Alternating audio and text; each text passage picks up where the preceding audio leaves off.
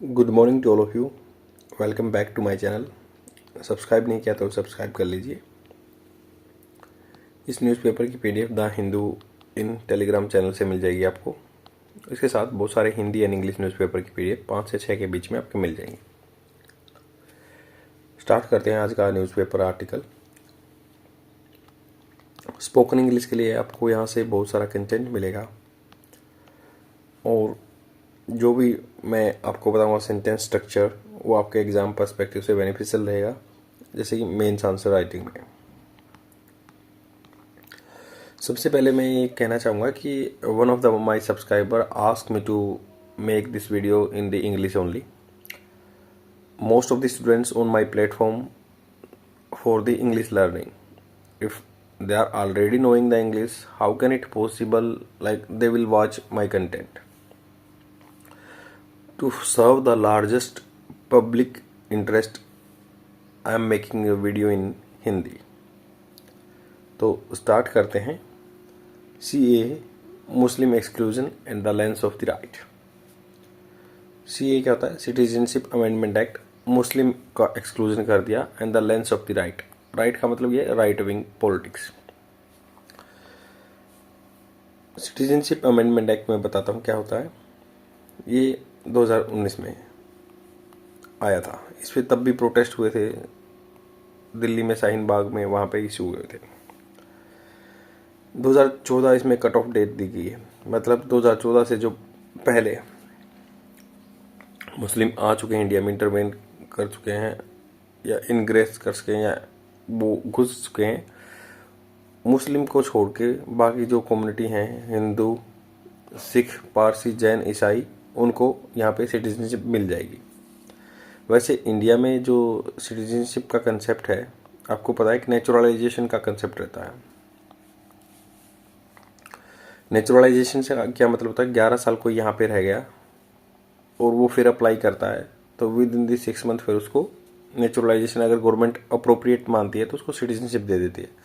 But ये citizenship amendment act की वजह से उसकी जो नेचुरलाइजेशन की टर्म थी 5 साल कर दी, मतलब 2014 से लेके 5 या 19 तक उसको फिर सिटीजनशिप मिल जाएगी। यहाँ पे इशू ये आ रहा है कि मुस्लिम कम्युनिटी इस चीज़ का प्रोटेस्ट कर रही है कि हमें क्यों नहीं इंक्लूड कर लिया गया जो वो बाहर से यहाँ पे इंटर हुए हैं। तो अभी रिसेंटली क्या हुआ है, ये शेख मुजीबुर रहमान नाम है इनका, इनकी जो JNU जामिया मिलिया जो यूनिवर्सिटी है नई दिल्ली में, उनके ये प्रोफेसर हैं। उन्होंने एक बुक आ रही है उनकी, सिखवा ए हिंद, तो उसके राइटर हैं। अभी इन्होंने कहा कि the issue of Muslim exclusion in the citizenship amendment act needs to be seen, मतलब नीड्स टू बी सीन, देखा जाना है कैसे, इन ब्रॉडर कंटेक्स्ट, बहुत लंबे चौड़े संदर्भ में, of the right wing politics, तो राइट विंग पॉलिटिक्स के संदर्भ में देखा जाना। इसमें इन्होंने लिखा है, देखो, partition and some truth, and फिर उसके बाद the argument of the persecution and the canvas of the right wing जो पॉलिटिक्स का एक ढांचा है। तो इन्होंने देखो ये बात कही है कि अब रिसेंटली यूनियन मिनिस्टर जो अमित शाह हैं, union home minister Amit Shah, while speaking at A conclave, एक समिट हुई या कनक्लेव लगा लो, उन्होंने कहा कि recently gave 2 reasons during the discussion for the exclusion of Muslim from the Pakistan, Afghanistan and Bangladesh. तो इन 3 कंट्री के मुस्लिम को अलाउड नहीं किया जा रहा सिटीजनशिप के लिए, उनको एक्सक्लूजन करने के लिए उनको रीजन दिया है उन्होंने। Recently implemented citizenship amendment act 2019 का, the first is the partition and second is the Muslim are officially Islamic state. इन्होंने कहा कि पहला तो पार्टीशन है, दूसरा क्या है, second is that these Muslim countries are officially Islamic state, ये जो कंट्री है तीनों ऑफिशियली इस्लामिक स्टेट है। और case of persecution against Muslim does not arise. Persecution का मतलब होता है किसी को सज़ा देना या लटका देना जो तख्ते पे, अगेंस्ट मुस्लिम यहाँ पे अराइज नहीं होता, ये बात इन्होंने बोली। अब ये बताते हैं, उस चीज़ को सेग्रीगेशन करते हैं, उनका जानते हैं कि क्या क्या ये इशू चल रहे हैं। अब इन्होंने कहा कि द आर्ग्यूमेंट, जो पार्टीशन एंड सम ट्रूथ क्या है, इन्होंने बोला कि आर्ग्यूमेंट चल रहा है Muslim are responsible for partition in fundamentally flawed one, ये गलत है। जो एक आर्ग्यूमेंट चल रहा है कि पार्टीशन के लिए मुस्लिम ही जिम्मेदार थे, ये गलत है। पार्टीशन मुस्लिम एलीट ड्रिवन प्रोजेक्ट था, जो मुस्लिम एलीट थे ना, उन्होंने ही ड्राइव किया था इसको, उसने ही धक्का दिया था, उन्होंने स्टार्ट किया था। मेनली मुख्य रूप से supported by the Muslim landlord in the north India. जो मुस्लिम लैंडलॉर्ड थे, ज़मीन के मालिक थे, वो नॉर्थ इंडिया में थे। अमरगंदास हिंदूज राइट ड्रीम प्रोजेक्ट, जो हिंदूज का जो क्या राइट ड्रीम प्रोजेक्ट था ऑफ ए हिंदुआ राष्ट्र which was already taking institutional shape by the late 90। और या वो भी रिस्पॉन्सिबल थे जो हिंदू राष्ट्र बनाना चाहते थे। हिंदूज राइट मतलब जो राइट विंग क्या होता है, देखो राइट विंग लेफ्ट विंग मैं आपको बताना चाहूँगा। राइट विंग वो होते हैं जो एक सोशल ऑर्डर बना हुआ है उसी में बिलीव करते हैं, उसको चेंज नहीं करना चाहते। उसको राइट विंग मतलब कंजर्वेशन जो रखना चाहते हैं, किसी प्रिजर्व करना चाहते हैं किसी चीज़ को, तो कंजर्वेटिव भी बोलते हैं उनको। तो ऐसे ही वो राइट विंग पॉलिटिक्स वाले लेफ्ट वाले हो गए जो एक सोशल ऑर्डर बना हुआ है उसमें चेंज चाहते हैं। और कुछ आदमी जो हैं ज़्यादा कम्युनिज्म बन जाते हैं, वो इसको रेडिकल चेंज चाहते हैं, कुछ स्लो प्रोसेस से चाहते हैं। तो ये राइट विंग लेफ्ट विंग का कंसेप्ट ये है। इन्होंने कहा कि हिंदूज का जो ये प्रोजेक्ट था ये 1920 से स्टार्ट हो गया था। राइट विंग जो हिंदू राष्ट्र बनाना चाहते थे या फिर जो मुस्लिम जो लैंडलॉर्ड एलीट थे वो ही चाहते थे। Was a major trigger, major मतलब इंपॉर्टेंट ट्रिगर था। ट्रिगर क्या, उत्साह दिया गया था, यही चीज़ है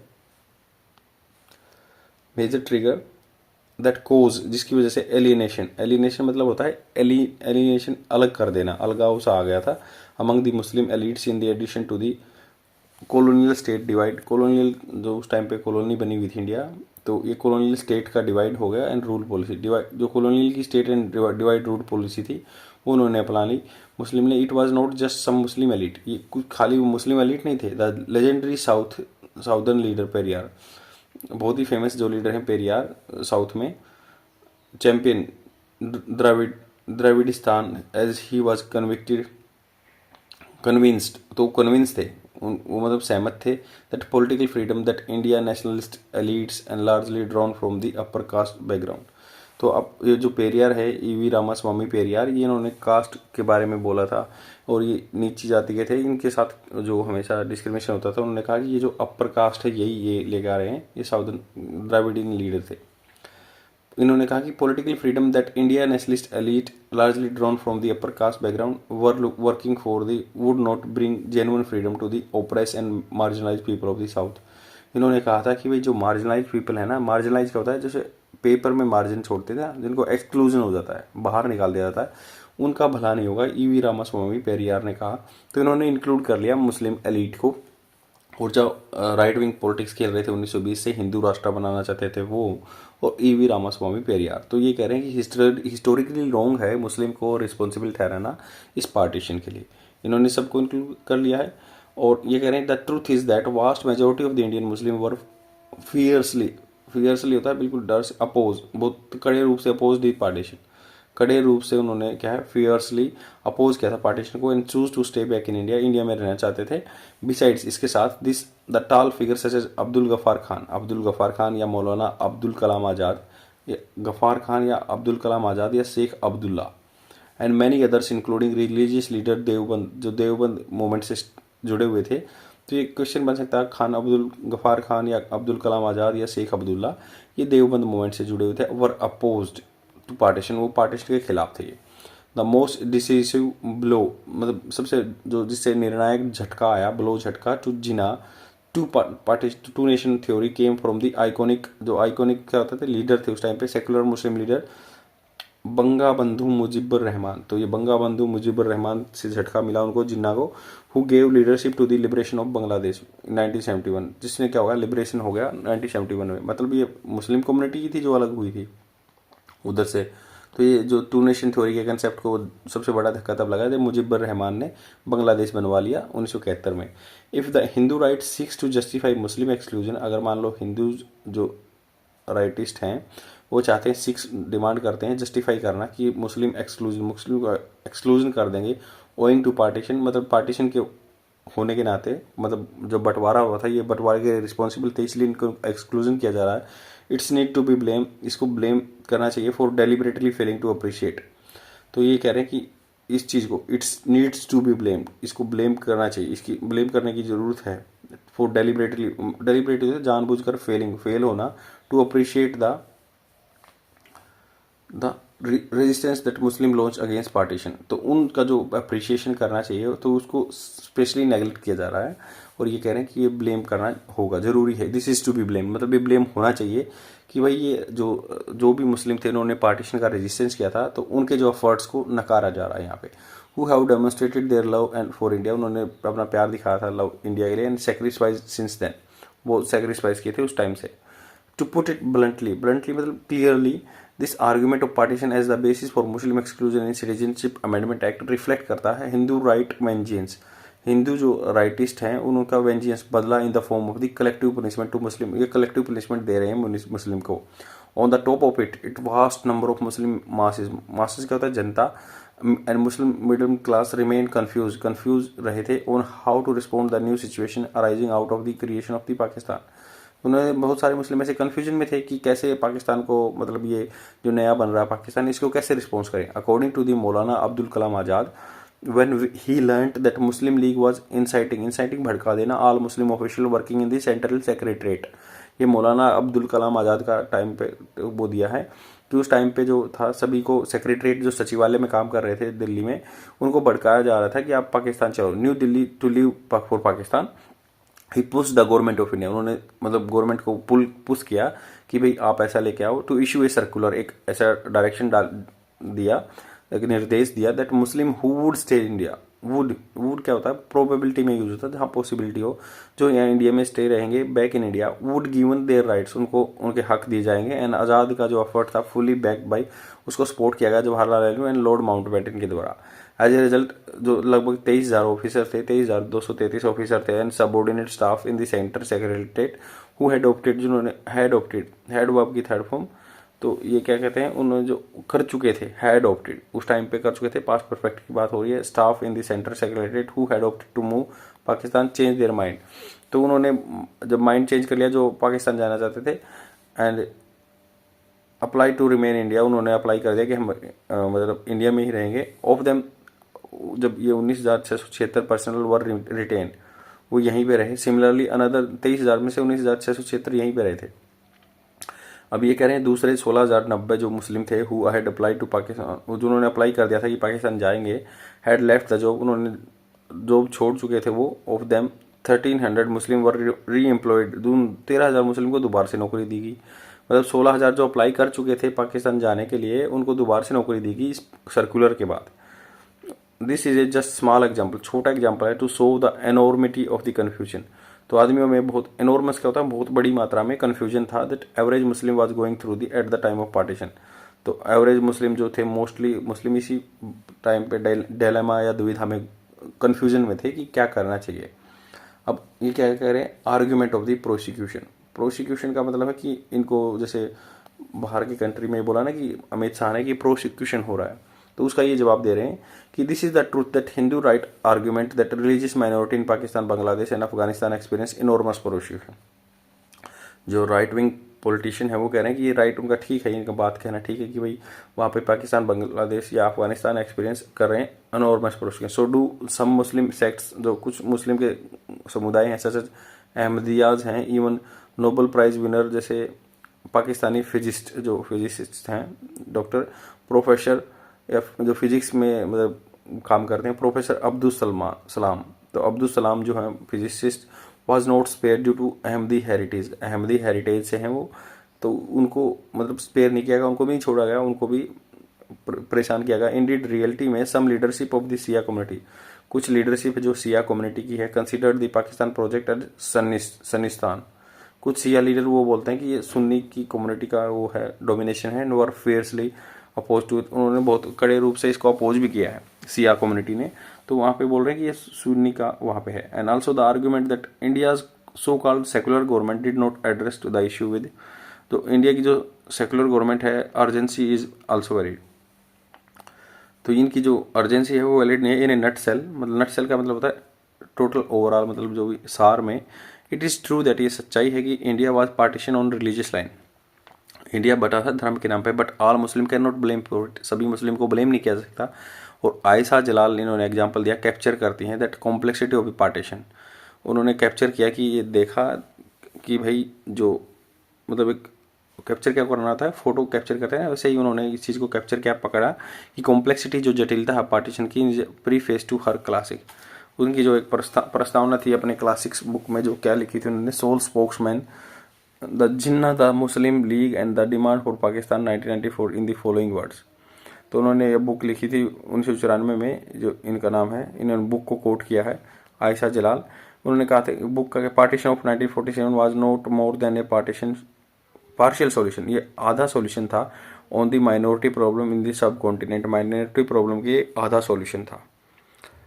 क्या द पॉइंट, ये जो पॉइंट है, has been made more poignant, मतलब मार्मिक या दया भावना से भरा हुआ, पोइगनेंट बोलते हैं, by the resurgence of the communal tension in India, जब कम्युनल टेंशन हुई इंडिया में, रेपरकशन इन पाकिस्तान, और रिजल्ट देखे गए जो रेपरकशन थे पाकिस्तान में भी एंड बांग्लादेश में। Apart from targeting their own Muslim minority, non Muslim minority, मतलब ये है कि जो टारगेट कर रहे हैं नॉन मुस्लिम माइनॉरिटी को वहाँ पे, and citizens of Pakistan and Bangladesh can merely look helplessly, उनको हेल्पलेस दिखा देगा across borders at the plight of India Muslim minority under seize.